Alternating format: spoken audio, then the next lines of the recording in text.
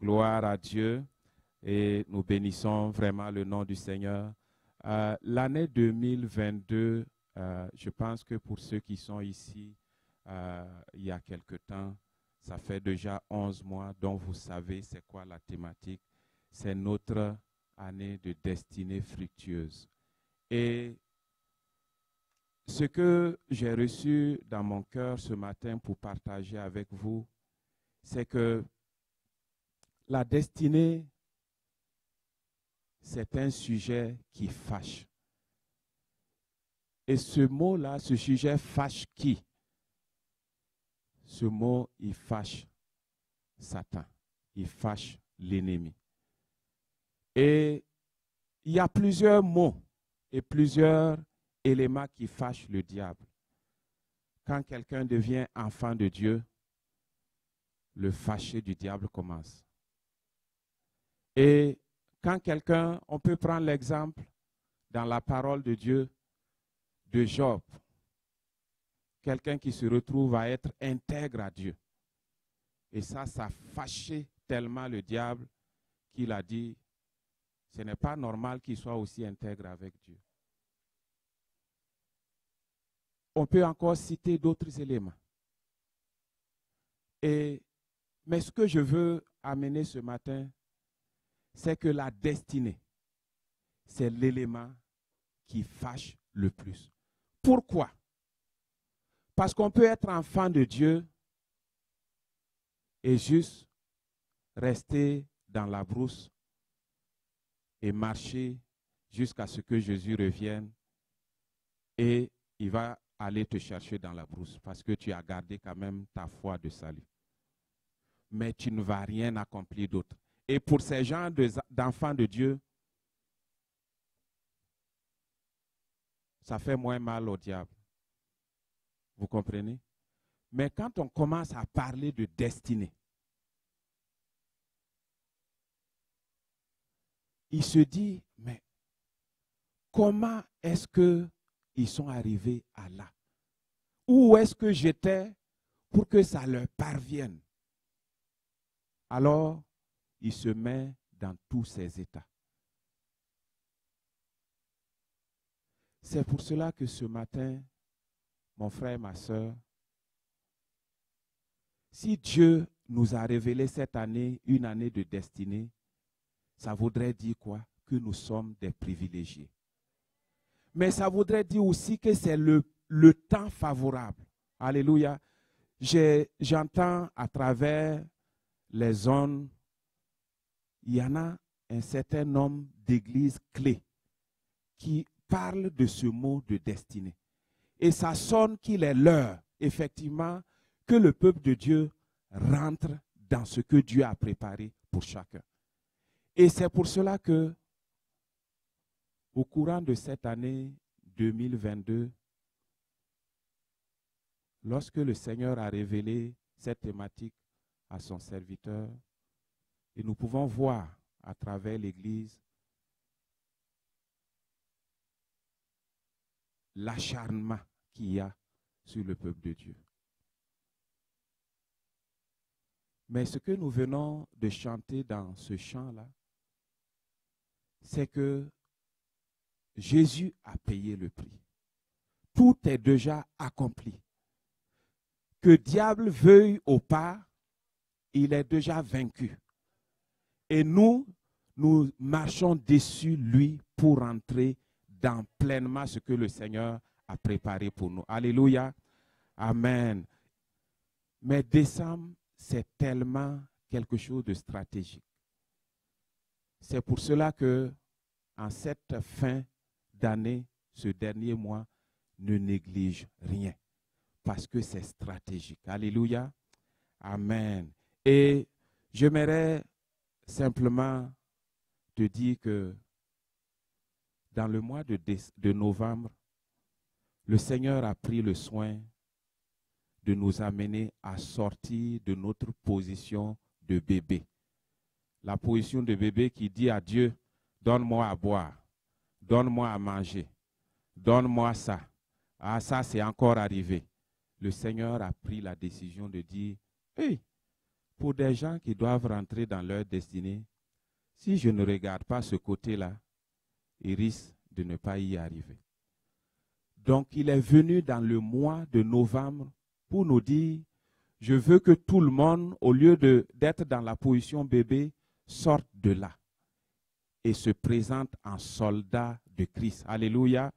Et nous bénissons le nom du Seigneur pour sa direction qu'il donne au fur et à mesure que nous avançons. Alléluia. Gloire à son nom, au nom de Jésus. Et novembre nous a permis de voir le combat spirituel et beaucoup d'éléments, l'autodéfense, l'autodélivrance et la puissance du Saint-Esprit qui vient pour rendre toutes choses possibles. Parce que cette puissance-là, il n'y a rien qui peut résister. Et la série sur le gâteau. Et ça, j'aime bien le Seigneur.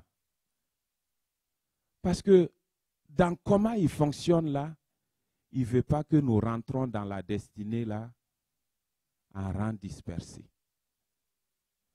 C'est pour cela que dimanche dernier, il est venu pour s'occuper des enfants. Le Seigneur ne néglige aucune personne. Que tu sois, je ne sais pas, ou que tu sois, je ne sais pas. Il ne néglige personne. Et je veux que tu vois au travers de cela jusqu'à quel point Dieu considère chacun, même le plus petit bébé.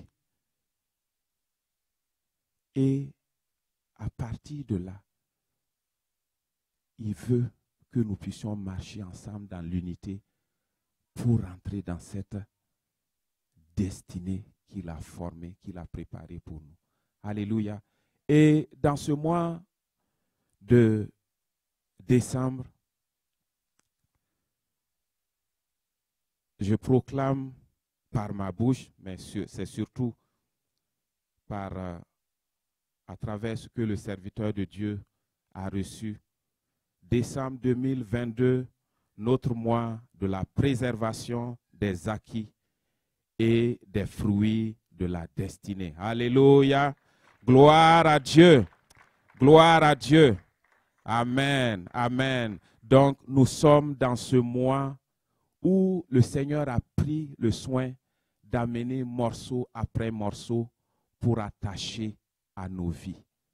Et c'est le mois dans lequel nous devrions prendre conscience que tout ce que le Seigneur a amené doit être quelque chose qui est préservé pour que nous avançons ensemble. Et nous pouvons lire un passage dans la parole de Dieu, dans le psaume 147 au verset 11. Il est dit, « L'Éternel aime ceux qui le craignent, ceux qui espèrent en sa bonté. Jérusalem célèbre l'Éternel. Sion, loue ton Dieu, car il a fermé les barres de tes portes. Il bénit tes fils au milieu de toi. Il rend la paix à ton territoire. Il te rassasie de meilleurs froment. Il envoie ses ordres sur la terre. Sa parole court avec vitesse. Alléluia. Gloire à Dieu. Gloire à Dieu. Je ne sais pas si tu détectes dans ce passage-là tout le contenu, tous les éléments qui y sont. Et le Seigneur veut prendre chaque aspect de ta vie en compte. Chaque aspect de ta vie en compte. Alléluia. Et ce matin, dans cette perspective de la préservation des acquis et des fruits de notre destinée, nous allons aller dans une thématique qui est de découvrir, d'utiliser, de conserver et de demeurer dans des stratégies qui fonctionnent. Alléluia. Gloire à Dieu. Donc, c'est quelle stratégie tu vas utiliser pour préserver et demeurer dans les acquis que le Seigneur t'a déjà donnés. Alléluia. Et j'ai essayé de regarder dans le dictionnaire pour définir le mot stratégie. Et ce que j'ai trouvé, La stratégie est un ensemble d'actions coordonnées, d'opérations habiles, de manœuvres en vue d'atteindre un but précis. Son but est d'atteindre le ou les objectifs fixés en utilisant au mieux les moyens à disposition. Alléluia, alléluia. Donc, sans stratégie, il n'y a aucun objectif qui peut être atteint. Le monde connaît ça. Est-ce que nous, les enfants de Dieu, est-il temps que nous puissions savoir que nous devions mettre en place des stratégies? Autrement, tout ce qu'on va acquérir, tout ce que le Seigneur va nous donner, on reçoit hier, aujourd'hui, c'est parti. On reçoit avant-hier, aujourd'hui, c'est parti. On reçoit aujourd'hui, demain, c'est parti. Et on est comme un sac troué, ok? On met dedans en pensant que ça va se remplir, mais à cause du trou qui est dedans, on se déplace pour aller à Tigre Géant avec notre sac. On arrive, il n'y a plus rien. Donc, il faut prendre conscience que nous devrions vraiment mettre en place des stratégies. Alléluia. Amen.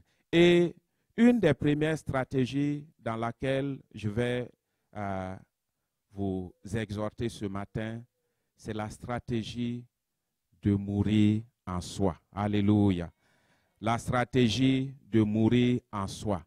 Et ce matin, à travers cette stratégie, je vais simplement donner un témoignage de ma propre vie.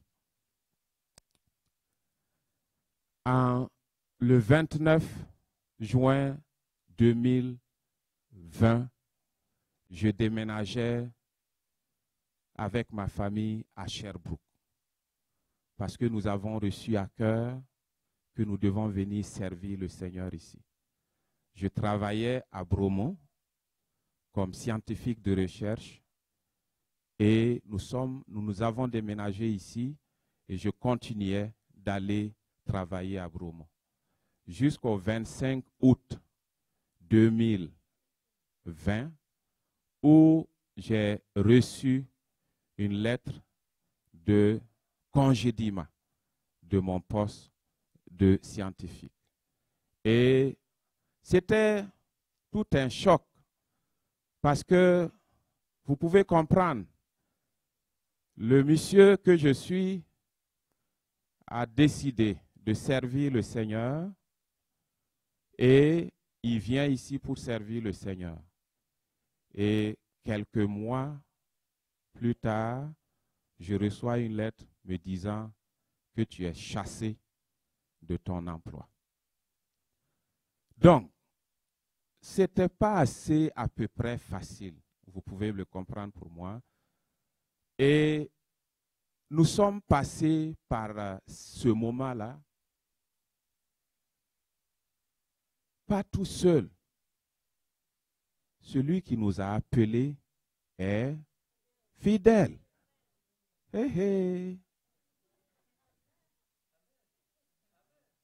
Alors, il nous a tenus par la main dans ces moments. Et beaucoup, il nous a placés dans une merveilleuse famille où les gens étaient là pour nous soutenir.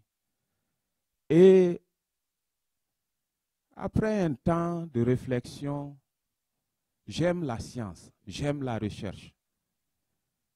J'ai commencé à postuler pour obtenir un poste.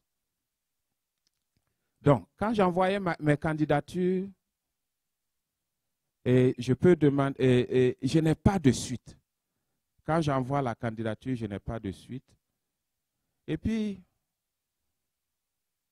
ma femme me dit, là, il y avait un poste à l'université. Le poste là, c'est un poste de technicien. Mais quand moi, je vois des postes comme ça, là, je balaye ça devant moi. Je dis, quitte là-bas. C'est ce que je dis à tous ces postes-là. Mais Dieu est tellement bon. Moi, je veux ce matin qu'on puisse vraiment rendre grâce à Dieu pour les femmes que Dieu a placées à côté de nous.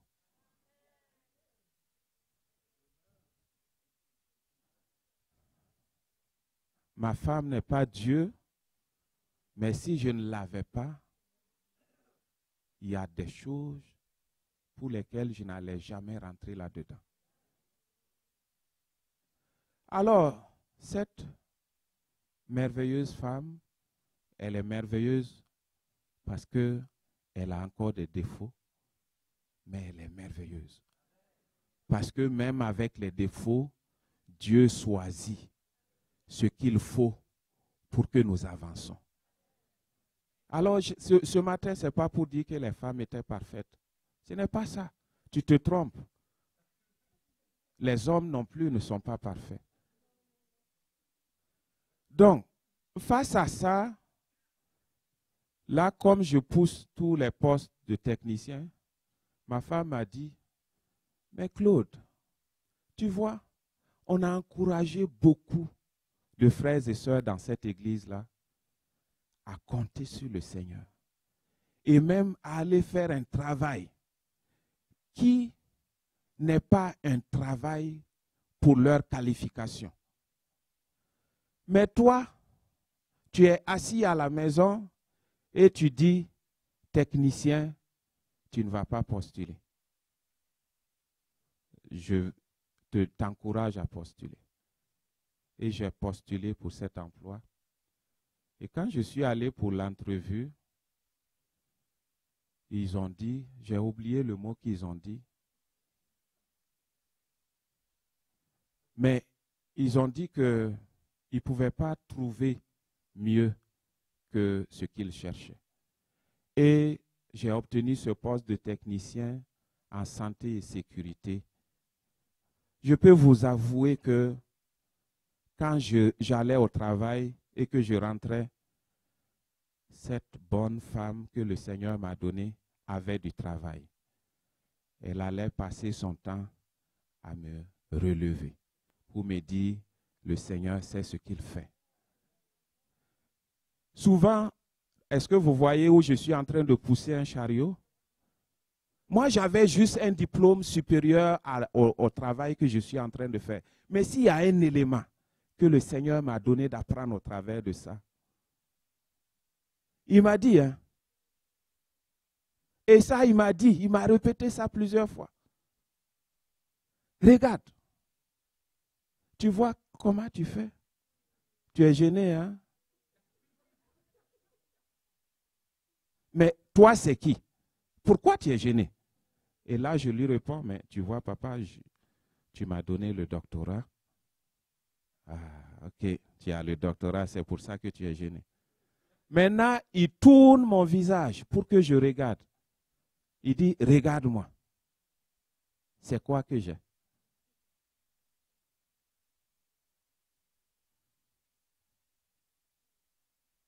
C'est quoi que Dieu a? C'est quoi que notre Seigneur Jésus a?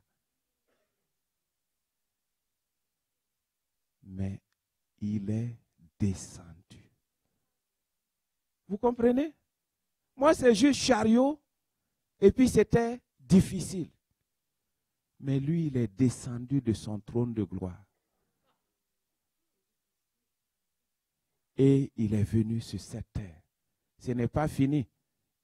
S'il avait eu chariot à pousser, peut-être qu'à Golgotha, il n'allait pas pleurer comme il a pleuré.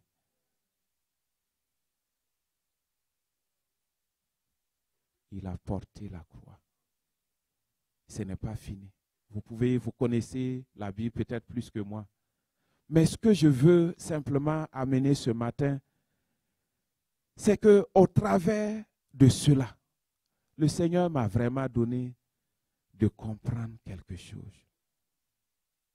Que si nous ne mourons pas à nous, il n'y a rien que nous pouvons préserver. Il n'y a rien que nous pouvons préserver. Parce que le Seigneur nous amène à une étape. OK? Et à chaque étape, nous allons voir que il y a des choses que nous devons abandonner. Et le mourir en soi est un élément premier dans la préservation des acquis que le Seigneur nous a donnés. Alors, je voulais partager cet élément pour vous dire combien peut-être nous pouvons souvent nous asseoir et arrêter de fonctionner, tout simplement parce qu'il y a un élément qui est arrivé. Mais au travers de cet élément, le Seigneur est en train de faire quelque chose. Et nous allons voir ce que le Seigneur est en train de faire. Alléluia. Amen. Et lorsque nous lisons dans Jean 12, au verset 23, il est dit, Jésus leur répondit, l'heure est venue où le Fils de l'homme doit être glorifié. En vérité, je vous le dis, si le grain de blé qui est tombé en terre ne meurt, il reste seul. Mais s'il meurt, il porte beaucoup de fruits. Celui qui aime sa vie la perdra, et celui qui hait sa vie dans ce monde la conservera pour la vie éternelle. Alléluia, alléluia. Alors dans ce passage, nous pouvons voir Jésus qui annonce à ses disciples, bientôt je vais rentrer dans la gloire. Dans ce monde-là, quand quelqu'un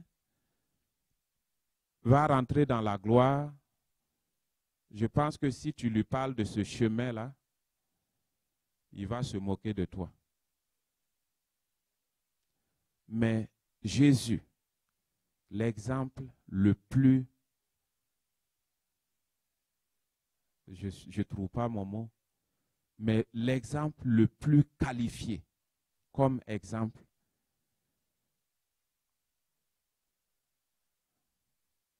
il utilise cet élément physique pour nous donner de saisir que si le grain de blé dit je m'aime, je ne me touche pas, je me conserve, ce grain de blé, il va rester tout seul, et vous savez ce qui va s'en suivre. S'il reste tout seul, il va finir par qu'on le veuille ou pas. OK? Soit être mangé par quelque chose, ou je ne sais pas s'il y a une durée de limite, mais il va pas être heureux. Mais ce grain-là, s'il accepte de tomber à terre, s'il accepte de mourir, ce grain-là, lui seul, il va se multiplier. Alléluia. Et l'entrée dans la gloire, ça ne se fait pas avec des fanfares. Dans notre vie en tant qu'enfant de Dieu, l'entrée dans la gloire ne se fait pas avec la fanfare. Ça se fait en mourant à nous-mêmes. Ça se fait en faisant disparaître ce qui n'est pas de Dieu en nous. Ça se fait en nous oubliant nous-mêmes. Alléluia. Et mon frère, ma soeur, nous pouvons voir au travers de cela Jésus qui est passé par la mort pour engendrer les fruits et les fruits que tu es, que moi je suis. Imagine un instant que Jésus dise c'est trop dur de mourir ou c'est trop dur de descendre de son trône. Tu ne serais pas là, je ne serais pas là, personne de nous ne sera là et on serait tous là où nous savons que nous devrions être si Jésus n'était pas venu. Alors, la mort de Jésus est la preuve que si nous voulons préserver nos acquis, il va falloir que nous commençons par cette stratégie-là, d'accepter de mourir. Et Dieu va nous amener, en 2022, Dieu t'a déjà amené à certaines étapes où tu devrais mourir. Mais il va encore nous amener à d'autres étapes. Si nous voulons conserver ce que le Seigneur a déposé en nous, nous devons accepter de mourir. Alléluia.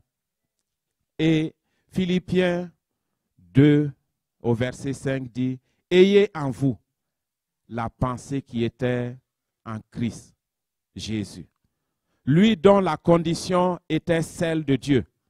Il n'a pas estimé comme une proie à arracher d'être égal à Dieu, mais il s'est dépouillé lui-même en prenant la condition d'esclave, en devenant semblable aux hommes, après s'être trouvé dans la situation d'un homme, il s'est humilié lui-même en devenant obéissant jusqu'à la mort de la croix.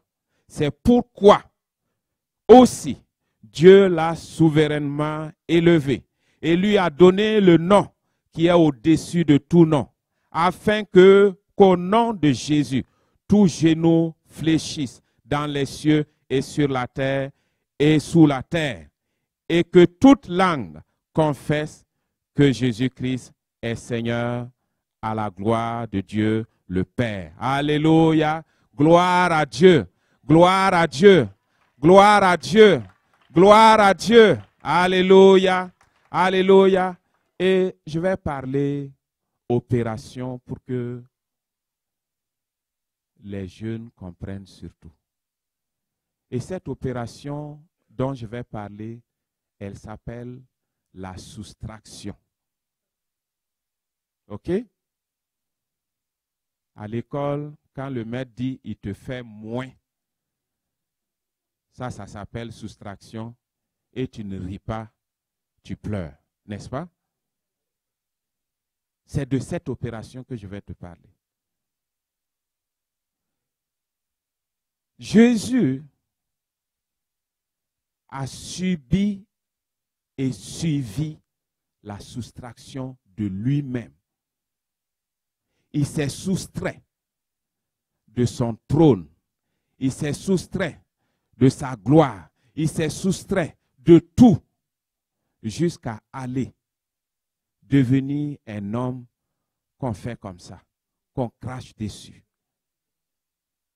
Jusqu'à même descendre dans le tombeau. Il s'est soustrait. Alors, si tu veux une soustraction admirable aujourd'hui, c'est la soustraction de mourir en toi-même. Cette soustraction, comme tu l'as vu, Jésus, il s'est donné pour cette opération de soustraction. Et qu'est-ce qui lui est arrivé? Alléluia, alléluia, alléluia. C'est donc une soustraction qui place au-dessus de tout le nom de Jésus. Et si tu acceptes de te prêter à cette soustraction, tu vas vivre ce que le Seigneur a vécu. Ton nom va devenir un nom que les gens vont chercher à savoir c'est qui ce monsieur, c'est qui cette madame. Si tu acceptes cette soustraction, tu vas amener tes ennemis. Je ne sais pas qui sont tes ennemis. Vous savez, nous avons plusieurs types d'ennemis. On a des ennemis à l'intérieur de nous. On a des ennemis à l'extérieur. Mais tous ces ennemis vont fléchir genoux devant toi. Alléluia. Alléluia. Et le Seigneur a été élevé au-dessus. Et ce que le Seigneur veut te dire au travers de ce passage, cette opération de soustraction, qu'il veut que tu vives, qu'il veut que tu deviennes le laboratoire, c'est une opération qui dépasse la multiplication. c'est une soustraction qui dépasse même l'exponentielle. Vas-tu accepter de te prêter, de te donner à Dieu pour qu'il fasse avec toi cette opération de soustraction dans ta vie? Alléluia.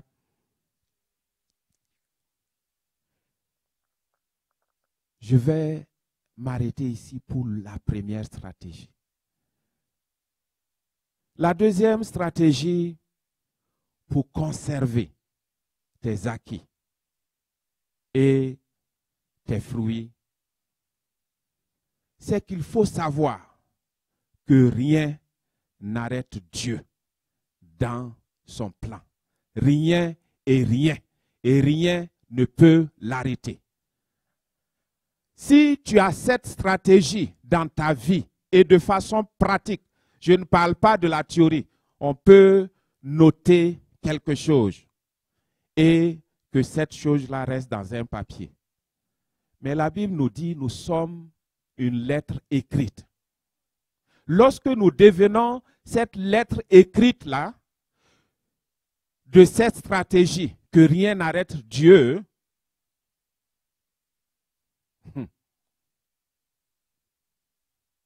tu vas être en train de marcher. Il y avait une montagne devant toi. Elle commence à crier. Ceux qui sont à côté, ils ne voient rien. Mais cette montagne crie. Et il est en train de venir vers moi. Alléluia. Alléluia. Alors, nous devons, et je vais vous partager ce passage dans Job 23, au verset 13. Mais lui, s'il prend une décision, qui pourra l'en faire revenir?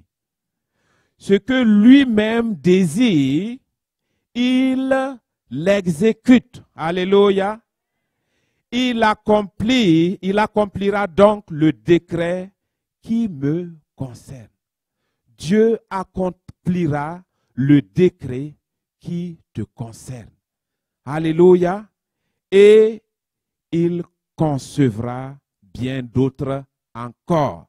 Vous voyez, c'est pour cela que la thématique est tellement merveilleuse et stratégique. Il y a eu des acquis, n'est-ce pas?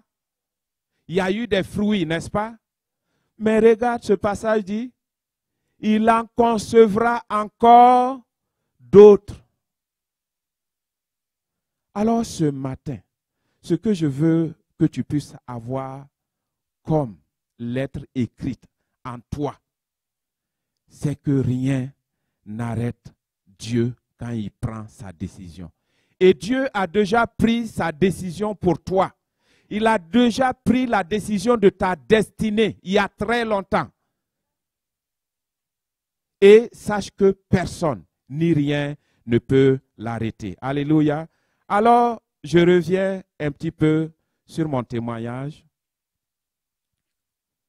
Donc, dans ce poste de technicien, l'avantage que ça m'a donné, c'est quoi? C'est que je me retrouvais à l'université. Que ce soit des postes à l'interne ou à l'externe, j'étais maintenant qualifié pour postuler à tout. Alors, j'allais pour mon poste de technicien et Dieu fait grâce. Au fur et à mesure que le temps avançait, il est venu à mon secours. Il est venu à mon secours pour que le difficile diminue, pour que je puisse avoir les yeux ouverts, pour savoir, tu es en train de dire que pousser chariot est difficile. Mais regarde, toi tu t'es retrouvé en temps dans la rue, sans où dormir. Est-ce que tu te rappelles qu'est-ce que j'ai fait? Et j'ai dit oui, je me rappelle qu'est-ce que tu as fait. Tu m'as même fait voyager jusqu'en France pour étudier. Quelqu'un qui s'est retrouvé dans la rue sans domicile fixe. Alors, Dieu, il est tellement bon, ce Père que nous avons, hein? Et la Bible dit qu'il n'intervient pas des soupirs inexprimables. Il est conscient de qui tu es. Il est conscient de comment tu es sensible et tu es faible. Et il vient à ton secours. Alors, il m'a secouru. Et dans cette situation, j'ai pu persévérer en ayant les regards sur Jésus. Et je continue à postuler. Je peux vous dire que dans cette université de Sherbrooke, j'en ai postulé. Et j'en ai postulé. Et j'en ai même eu des entrevues où on dit waouh. Mais après, il n'y a rien. Et à travers de cela, il y a un mot que je vais sortir ce matin qui peut peut-être choquer quelqu'un. Mais ce que je veux dire au travers de ça,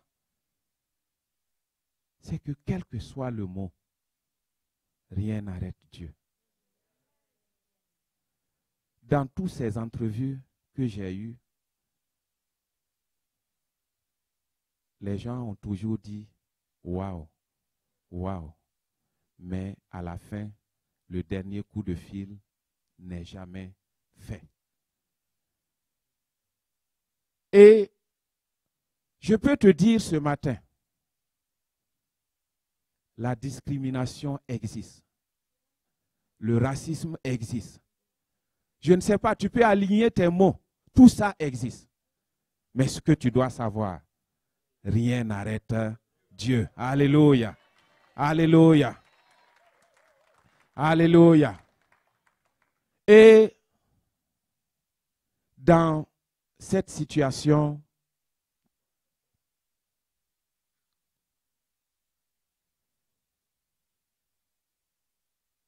je vais vous amener ce passage avant. Alléluia. 2 Corinthiens 9 au verset 8. Et Dieu a le pouvoir de vous combler de toutes sortes de grâces, afin que vous possédez toujours à tous égards de quoi satisfaire à tous vos besoins. Vous ayez encore en abondance pour toute œuvre bonne, selon qu'il est écrit. Il a répandu ses bienfaits. Il a donné aux indigents.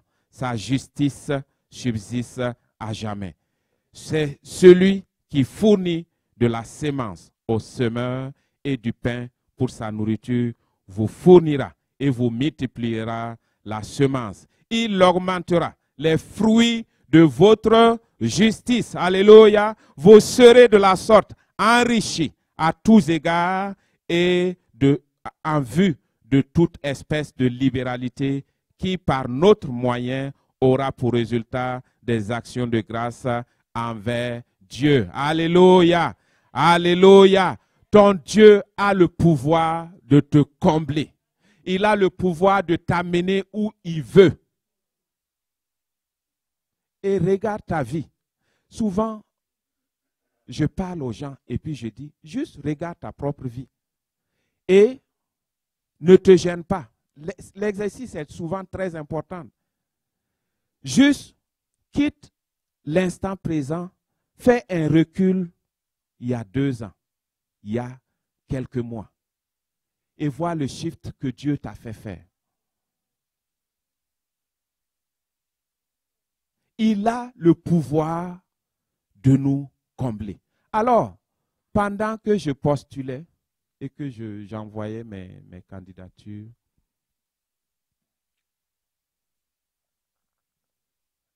tous les postes que j'ai eu des entrevues, ils ne m'ont pas appelé.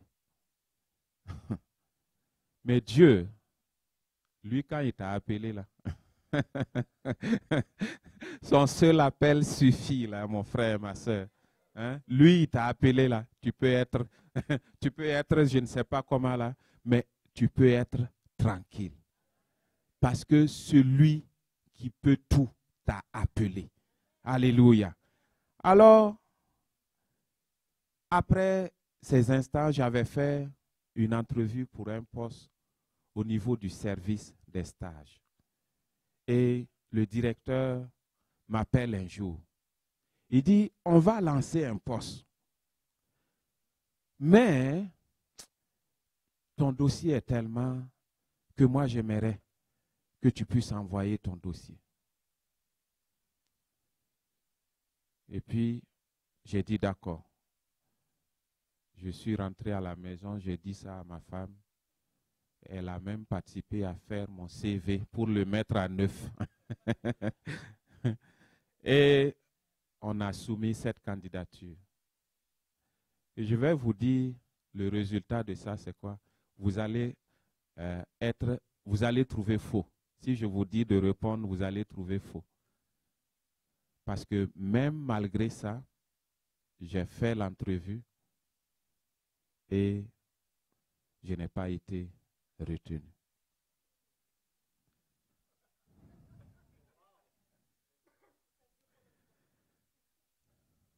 Je donne tout ce détail pour que vous sachiez que rien n'arrête Dieu. Et maintenant, vous allez vous parler. OK? Chacun va dire à son voisin, rien n'arrête Dieu. Alléluia.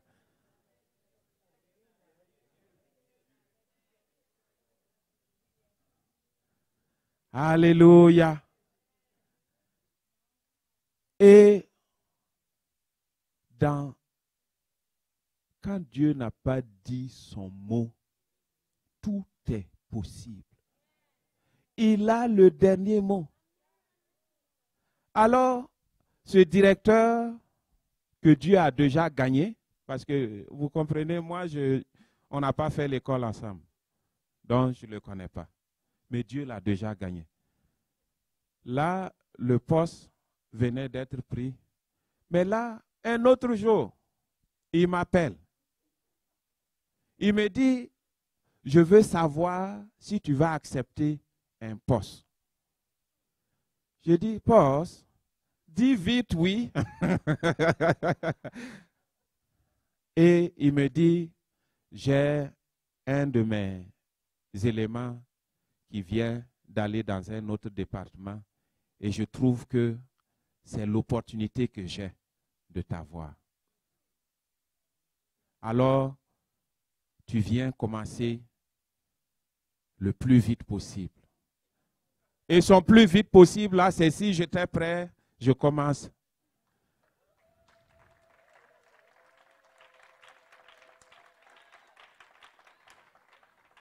Mais je me suis dit, nous, en tant qu'enfants de Dieu, notre témoignage est important. La porte de technicien n'est pas n'importe quelle porte là. C'est la porte de Dieu. Alléluia. Alors, j'ai pris soin de dire, je suis content pour la bonne nouvelle, mais je vais d'abord essayer de bien terminer mon poste de Dieu. OK? L'initiation là, c'est ça, cette porte-là. Alors, j'ai demandé à prolonger pour pouvoir venir plus tard. Et j'ai commencé ce nouveau poste en le 21 mars 2022 au service des stages comme conseiller en développement professionnel. Alléluia. Et je rends infiniment grâce à Dieu. Parce que cette stratégie-là, si tu l'attaches à toi, que rien n'arrête Dieu, tu ne vas jamais être déçu. Même lorsque ça paraît que tu es tombé là. Non, non, non. Tu es juste dans la machine de Dieu. Oh là là là là. Tu es dans la machine de Dieu pour qu'il te police, pour qu'il soutient ce qui n'est pas bon pour lui et qu'il t'amène encore à une autre étape. Alléluia. Alors, j'aimerais vraiment que tu puisses attacher cette ceinture, cette stratégie à toi. Alléluia. Et je vais terminer avec... et la parole de Dieu dit, il sait. Donc, la troisième stratégie, Dieu sait ce qu'il fait. Si tu veux une stratégie qui va t'amener à préserver, mais à rentrer dans ce que Dieu... Vous savez là, le trône de Dieu est plein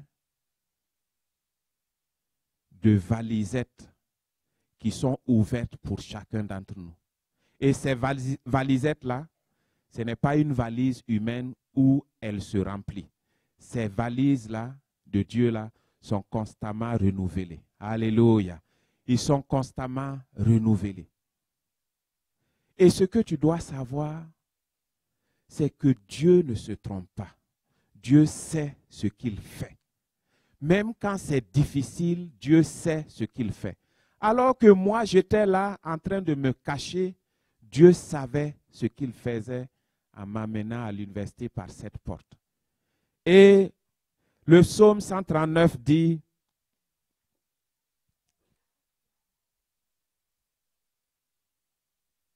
tu m'entoures par derrière et par devant. Et tu mets ta main sur moi. Une telle science est trop merveilleuse pour moi, trop élevée pour que je puisse la saisir. Peut-être que tu as toujours regardé ta vie en disant, mais Dieu, toi tu es vraiment où par rapport à moi? Mais je veux que cette question-là, aujourd'hui, en acceptant cette stratégie, Dieu sait ce qu'il fait, que cela disparaisse de toi. Je faisais partie de ceux-là qui travaillaient pour fabriquer localement ce produit pour nettoyer les mains. Et ce département-là a été l'équipe inspirante de l'année 2022. Il y a quelque chose que nous ne savons pas. Souvent, nous nous retrouvons dans une position et on passe notre temps à nous plaindre, à nous morfondre. Oui, c'est difficile, mais Dieu nous comprend plus que quiconque. S'il a accepté que tu sois là-bas, il sait ce qu'il fait. Alors, mon frère, ma soeur, je voudrais juste montrer cette photo pour confirmer que Dieu sait ce qu'il fait. Il m'a fait passer par là. Si je n'étais pas passé par là, le moi là, il serait encore plus gros. Je n'ai pas dit que je n'ai pas encore un moi qui doit être ôté, mais il serait encore plus gros. OK? Mais il a enlevé ce moi-là. Et puis, la bonté dans ça, j'ai déjà témoigné ici, la bonté dans ça, c'est que dans ce travail-là, OK, où je vidais les poubelles, où je ramassais les choses, OK, c'était totalement contraire à l'autre travail que j'étais. On travaillait dans des salles blanches, des salles propres, où l'air est totalement purifié entièrement.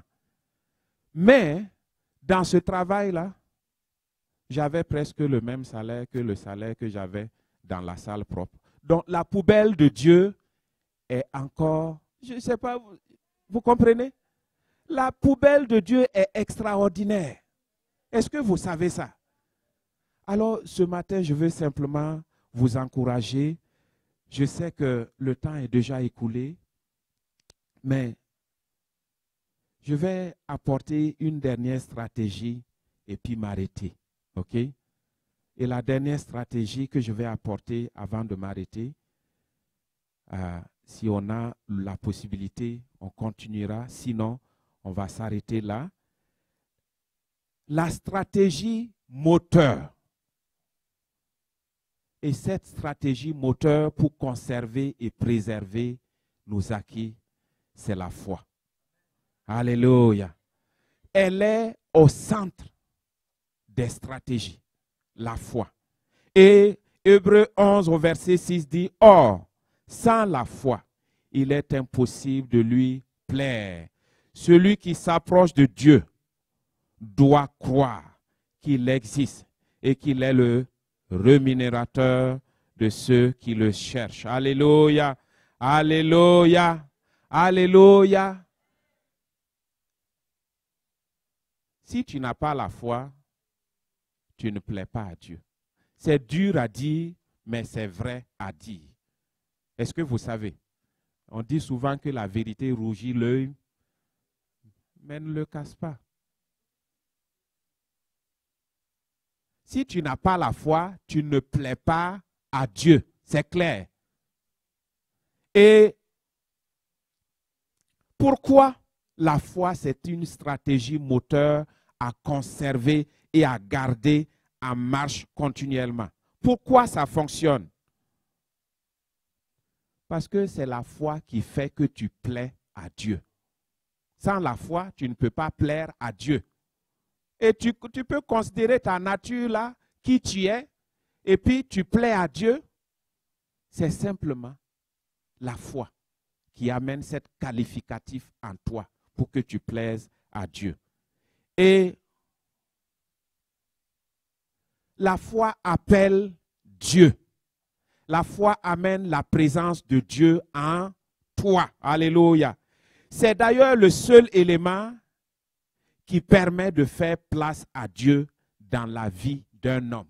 Il n'y en a pas un autre.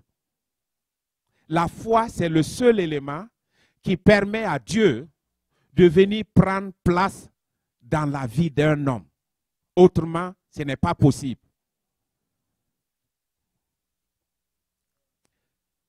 C'est le seul élément qui amène la présence de Dieu. Alléluia. Et ce que j'aimerais que tu puisses saisir par cette stratégie, si Dieu n'est pas présent en toi, les fruits de Dieu ne peuvent jamais avoir place en toi.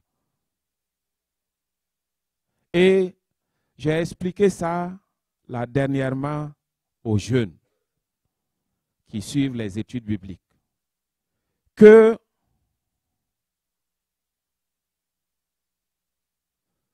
toute chose a un principe actif.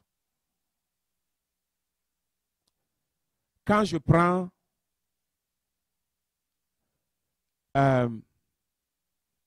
quelqu'un qui travaille dans la métallurgie, par exemple pour faire des outils de fer ou de quoi, il y a la poussière de fer qui peut venir rentrer dans la personne. En général, ça fait pas mal. Mais lorsque cette poussière rentre dans la personne, il y a quelque chose qui va démarrer. C'est le principe actif. Et tu vas voir ton médicament que tu prends, ton paracétamol ou ton Tylenol, on va l'envelopper par ce qu'on appelle du placebo. OK? Pour que ça soit sucré dans ta bouche. Mais ce n'est pas ce que tu vois qui est le principe actif. C'est lorsque ça va rentrer en toi. Tant que ce médicament est couché de côté là, il n'y a pas le principe actif en toi. C'est quand il va rentrer en toi, OK, qu'il va larguer son principe actif. Alors, si Dieu n'est pas présent en toi, le principe actif de Dieu ne va jamais avoir lieu. Est-ce que tu comprends ça? Et si quelque chose de mauvais rentre en toi, je disais aux jeunes, même le bout de bâtonnet de bois qui tu enfarges ta main dessus et puis elle rentre. En principe, ça tu peux le piétiner, ça ne fait rien. Mais une fois qu'il rentre en toi, là, il démarre son principe actif. Et si tu ne l'enlèves pas, il va te faire du mal. Est-ce que vous comprenez? Donc, ce que je veux simplement que tu puisses avoir ici, cette stratégie-là, la foi-là, si tu veux conserver tes acquis.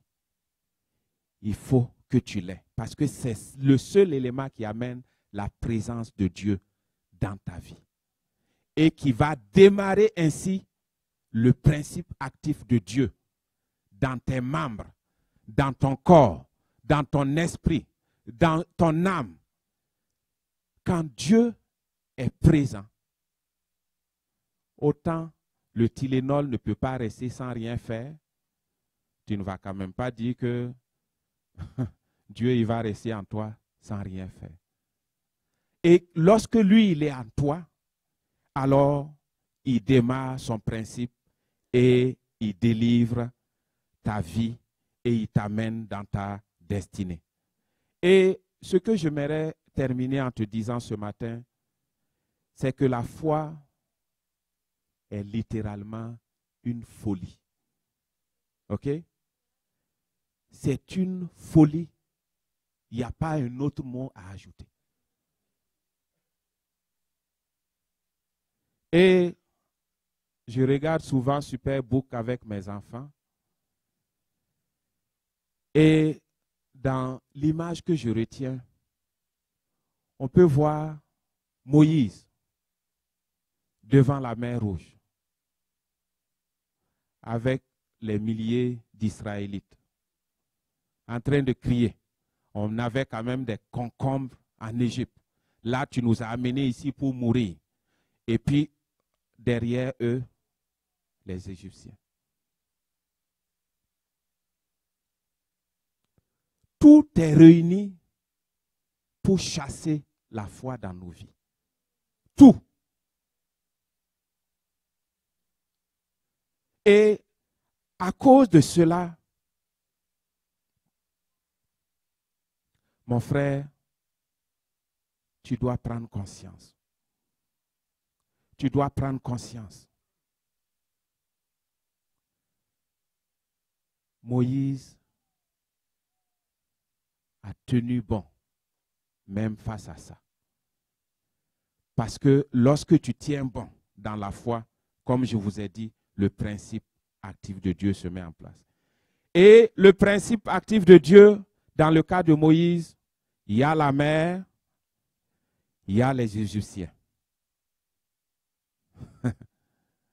Tout principe actif que les scientifiques trouvent que le médicament a ses limites. D'ailleurs, d'autres en font du tort à l'organisme. Mais le principe actif de Dieu n'a pas de défaut en lui. Et il n'a pas de limite en lui. Mer Rouge,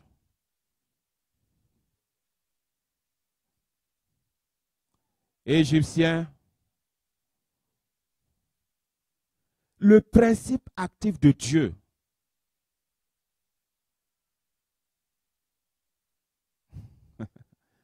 il rend clean ton chemin. Et il te fait rentrer dans ta destinée. Alléluia. Alors, mon frère, ma soeur, je vais ce matin m'arrêter là. Dieu n'est pas un Dieu gaspilleur. Et ça, il faut que tu retiennes ça. Il n'est pas un Dieu gaspilleur. Vous voyez, aller chercher combien de milliers d'Égyptiens et d'Israélites en Égypte pour venir les faire périr face à la mer Rouge, ou te faire étudier pendant des années pour venir prendre ton diplôme, mettre dans la valise. Dieu n'est pas un Dieu gaspilleur. Et il ne va pas gaspiller ta vie.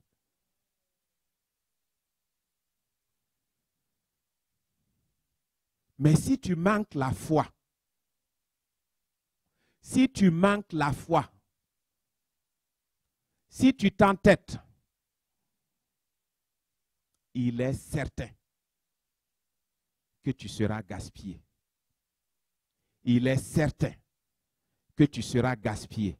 Pourquoi? Parce que le principe actif de Dieu, il sera absent en toi. Alors, mon frère, ma soeur, je vais ce matin m'arrêter ici et te dire simplement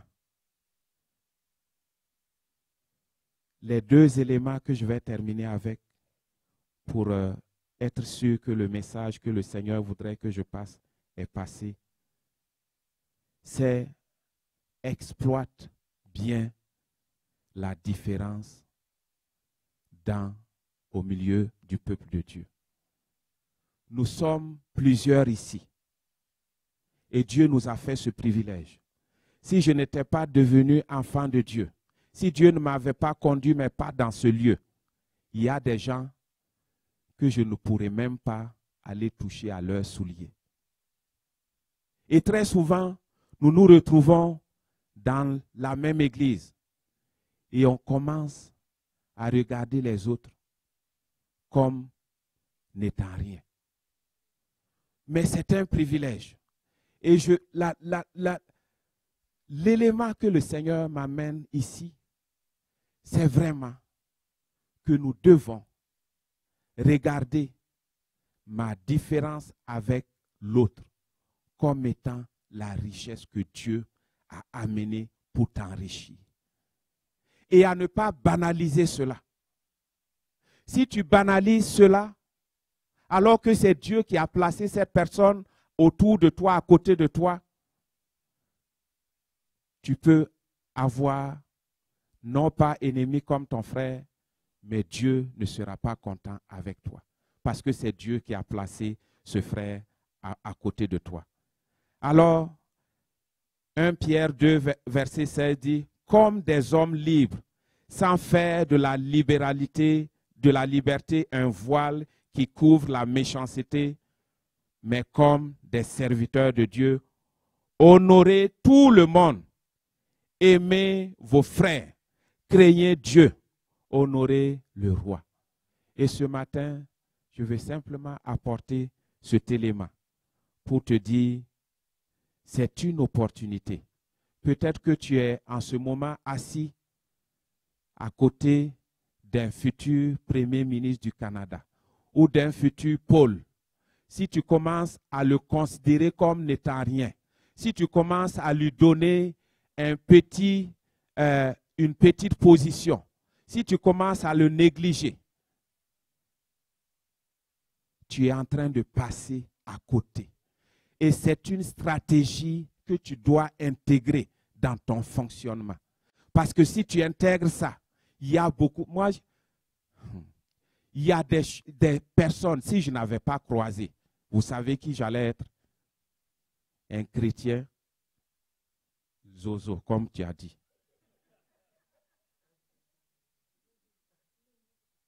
Mais si Dieu fait la grâce que tu rencontres cet homme et cette femme, et puis tu le considères comme n'étant rien, tu vas passer à côté pareil. Tu as rencontré la personne qui avait un morceau de contribution de ta destinée, mais tu l'as négligé. Que le Seigneur soit loué et glorifié au nom puissant de Jésus. Amen. Gloire à Dieu. Gloire à Dieu. Amen.